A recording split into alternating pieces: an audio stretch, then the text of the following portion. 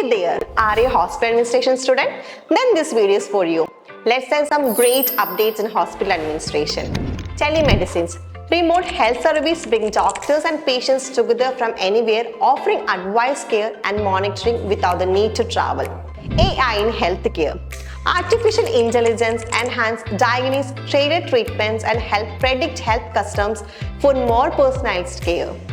Wearable Tech. Smart devices like connected inhalers tailor health in real time, helping prevent issues like asthma attack. Robotics in surgery. Robot assist in complex surgery, improving precision and patient recovery time. Virtual reality (VR). VR immerse patients and doctors in 3D environments for training, therapy, and patient education. Electronic health records (EHR). EHR certifies patients into making data accessible and improving decision-making across healthcare providers. Nanotechnology.